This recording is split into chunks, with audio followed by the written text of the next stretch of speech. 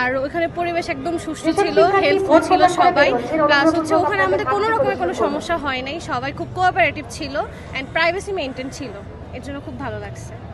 এইখানে আসার জন্য অনেক অনেক স্ট্রাগল করে আসা লাগছে, এত বছর পর এত টাইম পাওয়ার পর ফাইনাল এটা হয়ে গেছে, এর জন্য আলহামদুলিল্লাহ আমরা অনেক হ্যাপি। কিছুটা আশঙ্কা ছিল যে 30 তারিখে যখন আসলাম, আসার পরে দেখলাম হলো না, তো সেই একটা ভয় ছিল যে যে কোনো কারণে যদি আবার না হয় বা আবার যদি কোনো সমস্যা হয়, আবার যদি কোনো মিটিং হয়, তো এই একটা আশঙ্কা, একটা সংশয় কাজ করেছিল।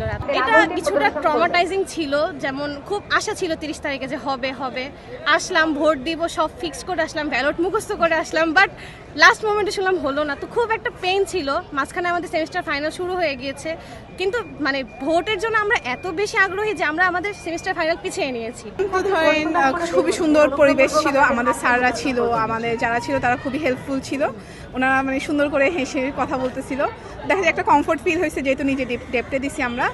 আর না আনন্দ ছিল অনেক মনে, যে আসলে অনেক বছর পর ভোট, আর ফার্স্ট ভোট আমার, তো মানে ভালোই লাগছে আমার ওভারঅল। অবশ্যই মানে ভোট দেওয়ার মতো, আর ভিতরে অনেক ঠান্ডা ছিল, আর সব কিছুই বলো না প্রাইভেসি মেনটেন ছিল, আমি আমার প্রাইভেসি অনুসারে দিতে পারছি আলহামদুলিল্লাহ। না প্রার্থীদের মধ্যে কোনো রকম কিছু দেখিনি, আমরা জাস্ট ঢোকার সময় প্রার্থীদেরকে সালাম, মানে ওনারা আমাদের সাথে মানে কথা বলতে চাইছেন, ব্যালেট নং বলছেন। আশাবাদী আসলে কতটুকু বলা যায়, কিন্তু এটা তো বললে বুঝবেন আমি কাকে ভোট দিচ্ছি, সেটা বলবো না আমি।